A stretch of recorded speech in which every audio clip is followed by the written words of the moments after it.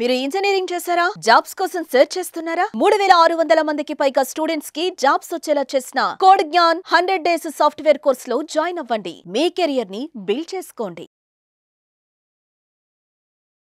నమస్కారం సాకేత్ గారు. నమస్తే అండి. సో ఇప్పటి వరకు ఎంతోమంది స్టూడెంట్స్ కూడా ఒక మంచి హై సాలరీతో రావడం జరిగింది. అంటే దాన్ని బట్టి మనం అర్థం చేసుకోవచ్చు. అంటే ఒక ఇంటర్వ్యూ క్రాక్ చేసే ప్రాసెస్ ఏదైతే ఉంటుందో దాంతోపాటు ఒక ఇంటర్వ్యూకి వెళ్ళాలి అంటే ఒక స్టూడెంట్కి కావాల్సింది రెజ్యూమ్. ఇవి రెండు చాలా ఇంపార్టెంట్. అంటే ఒక స్టూడెంట్ క్రాక్ చేయాలి అంటే ఇంటర్వ్యూకి పరంగా కావచ్చు, లేదంటే రెజ్యూమ్ పరంగా కావచ్చు, కోడ్ జ్ఞాన్ ఫ్యాకల్టీ నుంచి కావచ్చు, ఇన్స్టిట్యూషన్ నుంచి కావచ్చు, ఏ రకంగా వాళ్ళని ఒక మంచి గైడెన్స్ అయితే అందించడం జరుగుతుంది అంటారు? నైస్ క్వశ్చన్ అండి యాక్చువల్గా. ఎందుకంటే చాలామంది పిల్లలు మల్టిపుల్ జాబ్స్కి అప్లై చేస్తారు. అది కాలేజ్లో అయినా బయటకు వచ్చినాక అప్లై చేస్తారు, కానీ రెస్పాన్స్ రాదు. అవును. అంటే అక్కడ ఏంటి, కాంపిటీషన్ ఎక్కువ ఉంది. కాంపిటీషన్ ఉన్నప్పుడు నువ్వు బెటర్గా యూనిక్గా ఉండాలి. ఏం చేయగలుగుతాడు ఒక ఫ్రెషర్? రెజ్యూమే. ఆ రెజ్యూమేలో కొన్నిసార్లు రెజ్యూమ్ తోటే మనం సెలెక్ట్ అయ్యే సందర్భాలు కూడా అబ్సల్యూట్లీ ఉంటాయి. ఫస్ట్ స్క్రీనింగ్ ఇప్పుడు చాలా కంపెనీస్ ఏంటి అంటే ATS టూల్స్ వాడతాయి, అంటే అడ్వాన్స్ ట్రాకింగ్ సిస్టమ్ అని. ముందేంటి, మనకి మాన్యువల్గా ఒక HR, టెక్నికల్ HR రెజ్యూమ్స్ చూసుకొని ఫిల్టర్ చేసి ప్రాజెక్ట్స్ ఉన్నాయా పర్సంటేజ్. ఇప్పుడు చాలా కంపెనీస్ AI వచ్చింది కదా, టూల్స్ యూజ్ చేస్తున్నాయి. అందుకే మనం ఏం చేస్తామంటే ఇనిషియల్గా ఒక స్టూడెంట్ జాయిన్ అయినప్పుడు వాడి కమ్యూనికేషన్ క్లాసెస్ మ్యాండేటరీ చేస్తాం ఫస్ట్ నుంచే. ఆ కమ్యూనికేషన్ క్లాసెస్లో రెజ్యూమ్ ఎలా ప్రిపేర్ చేసుకోవాలి, నువ్వు ఫ్రెషర్వి కాబట్టి అకాడమిక్ నాలెడ్జ్ ఏముంది, ఏం ప్రాజెక్ట్స్ చేసావు, అకాడమిక్ ప్రాజెక్ట్ చేసావా లేదా. అకాడమిక్ ప్రాజెక్ట్ అందరూ ఓన్గా చేయరు కదా, అందుకే మనం కోర్సులో ఎంబెడ్ చేసిన ప్రాజెక్ట్స్ని రెజ్యూమేలో మనం పెట్టిపిస్తాం. ఎందుకంటే వాడు దాన్ని ఎక్స్ప్లెయిన్ చేసేలా ట్రైన్ చేస్తాం మనం. అలానే మనం ఏం చేస్తాము, ఆ రెజ్యూమే ATS స్టాండర్డ్స్ మీట్ అవుతుందా లేదా, అది సాఫ్ట్ స్కిల్స్ క్లాస్లో. అండ్ ఈవెన్ ఎవ్రీ వీక్ మనం మాక్ ఇంటర్వ్యూ కండక్ట్ చేస్తాం. మన ప్లాట్ఫామ్ ఏం చేస్తుందంటే స్టూడెంట్ రెజ్యూమే అప్లోడ్ చేసినప్పుడు వాడికి రెజ్యూమే స్కోర్ ఇస్తుంది. వాడి రెజ్యూమే వీక్గా ఉందా, స్ట్రాంగ్గా ఉందా, కాంపిటెంట్గా ఉందా. అంటే అప్పుడు మెంటర్ చూసినప్పుడు, టెక్నికల్ మెంటర్ అయినా, ప్రాక్టీస్ సెషన్లో ఉండే సపోర్ట్ టీమ్ అయినా కూడా వాడు మాక్ ఇంటర్వ్యూ తీసుకున్నప్పుడు వాడి రెజ్యూమేలో ఉన్న మిస్టేక్స్ని వాడికి కవర్ అయ్యేలా చేస్తాం మనం. నువ్వు ఇక్కడ మిస్టేక్ చేసావు, నీ ఫ్రెండ్ది నీది కాపీ చేసుకున్నావు. చాలామంది పిల్లలు అదే చేస్తారు. అలా కాపీ చేస్తే డిఫరెన్స్ ఏముంటుంది, నీకు వాడికి డిఫరెన్స్ ఉంది కదా. నీకో స్కిల్ సెట్ ఉంటుంది, వాడికో స్కిల్ సెట్ ఉంటుంది. ఆ డిఫరెన్స్ని అర్థమయ్యేలా ఎక్స్ప్లెయిన్ చేసి ఆ రెజ్యూమే మనం ప్రిపేర్ చేపిస్తాం. ఆ 2 monthsలో రిగరస్ ట్రైనింగ్ దాని మీదనే జరుగుతుంది. Resume, corrections, projects, problem solving, aptitude.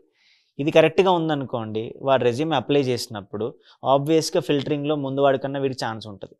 వాడు చేసే సర్టిఫికేషన్స్ అయినా ప్రాజెక్ట్స్ అయినా ఆ పరంగా మనకు ట్రైనింగ్ జరుగుతుంది. ప్రతి మెంటర్, టెక్నికల్ వాళ్ళైనా కమ్యూనికేషన్ వాళ్ళైనా కూడా ప్రాజెక్ట్స్ చేయించినప్పుడు అవి ఇంక్లూడ్ అయ్యేలా క్లాసెస్లో మ్యాండేటరీగా చెప్తారు.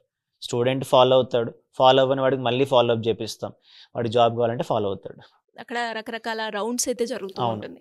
సో గ్రూప్ డిస్కషన్ కావచ్చు, జామ్ కావచ్చు, వీటన్నిటికీ స్టూడెంట్ని ఎలా మీరు అంటే ట్రైనింగ్ అనేది ఉంటుందండి?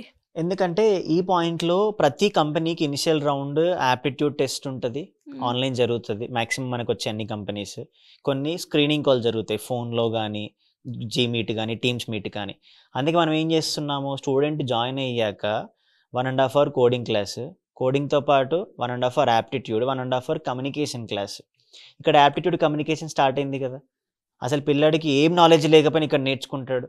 కొంతమంది టెక్నికల్గా స్ట్రాంగ్ ఉండి లాజికల్గా వీక్ ఉంటారు, అది యాప్టిట్యూడ్లో స్ట్రాంగ్ అవుతాడు కదా. అందుకే ఫస్ట్ 2 months దీని మీద ట్రైనింగ్ జరుగుతుంది.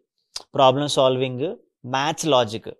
భయం ఉంటుంది, కానీ యాప్టిట్యూడ్ నువ్వు క్లియర్ చేస్తేనే కదా సెకండ్ రౌండ్కి వెళ్ళేది. అందుకే ఇంటర్వ్యూ ప్యాటర్న్ తగ్గట్టే మన కోర్సు ముందుకు వెళ్తుంది. టెక్నికల్గా చెప్పడమే కాదు, ఇలా మాక్ ఇంటర్వ్యూస్. అందుకే వాడికి ఎవ్రీ వీక్ మాక్ ఇంటర్వ్యూ జరుగుతుంది. ఇంకా ఇప్పుడు కొత్తగా ఏం తీసుకొచ్చామంటే లాస్ట్ మంత్ నుంచి ఎవ్రీడే ఎగ్జామ్ ఉంటుంది. ఇంకా డైలీ ఎగ్జామ్ స్టూడెంట్కి.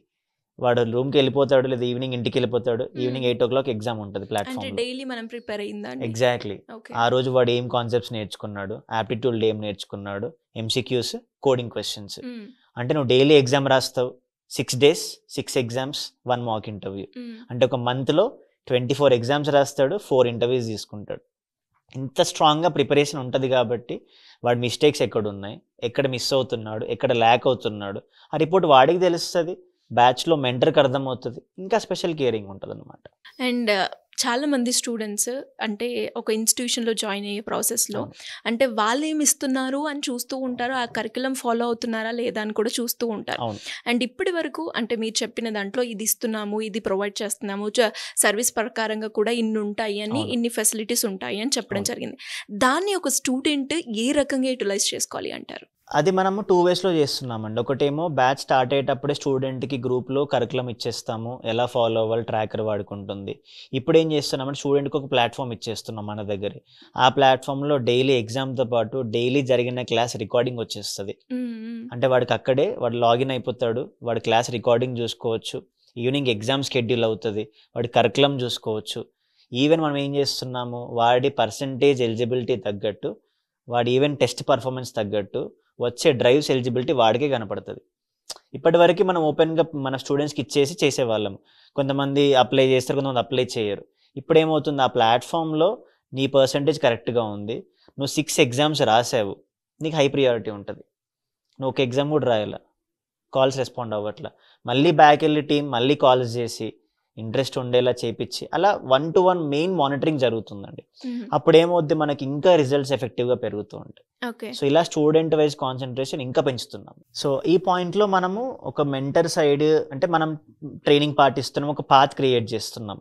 మనది ఇంత 50% మనది ఉంటే టెక్నికల్గా చెప్పడము, doubts clearing, resume preparation, test, ఇంకా 50 స్టూడెంట్ ఉండాలి కదా.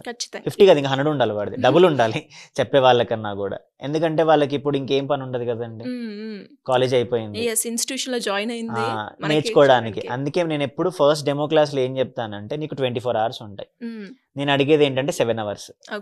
ఎందుకంటే 4.5 hours క్లాసెస్, లంచ్ బ్రేక్ ఉంటుంది, ఇంకో 2 hours ప్రాక్టీస్ సెషన్. నువ్వు 7 hours కోడ్ 9 కేటాయించు, నువ్వు జాబ్ ఎందుకు రాదో చూద్దాం మనం. సో మరి ఇంకా ఎవరికైనా కూడా కోడ్ జ్ఞాన్ గురించి ఇంకా ఇన్ డీటెయిల్గా తెలుసుకోవాలి అనుకునే వాళ్ళకి ఏ రకంగా మిమ్మల్ని అప్రోచ్ అయ్యే ఛాన్స్ ఉందంటే? మనకి స్క్రీన్ మీద నంబర్స్ ఉంటాయండి, కాల్ చేయొచ్చు, డీటెయిల్స్ అన్ని కనుక్కోవచ్చు. దాని తర్వాత ఫిజికల్గా ఆఫీస్కి రమ్మంటాం మనం. విజయవాడ అయితే మొగల్ రాజ్పురం ఉంది, హైదరాబాద్ అయితే జేఎన్టీ మెట్రో స్టేషన్ ఆపోజిట్లో అమీర్పేటలో ఉంది మనకి, బెంగళూరు అయితే బీటీఎం లేఅవుట్ ఉంది.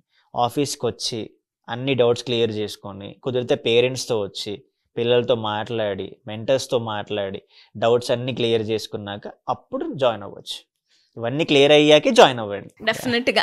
అండ్ వీడియో చూస్తున్న వాళ్ళు ఎవరైనా కూడా అంటే ఇన్ఫర్మేషన్ మనకి గూగుల్లో ఉంటుంది. ఇప్పుడు మా వీడియోల ద్వారా కూడా కోడ్ జ్ఞాన్ అంటే ఏంటి, ఎన్ని రకాలుగా వీళ్ళు సర్వీస్ అందిస్తున్నారు, అండ్ అందులో ఎంతమంది స్టూడెంట్స్ సక్సెస్ అయ్యారు అని మీరు కూడా చూశారు.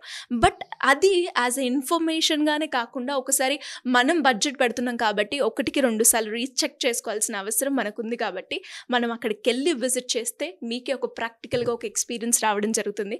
అప్పుడు ఖచ్చితంగా మీరే ఒక రైట్ డెసిషన్ తీసుకుంటారని అనుకుంటున్నాను. ఎనీవేస్ థ్యాంక్ యూ అండి, thank you so much. Thank you అండి.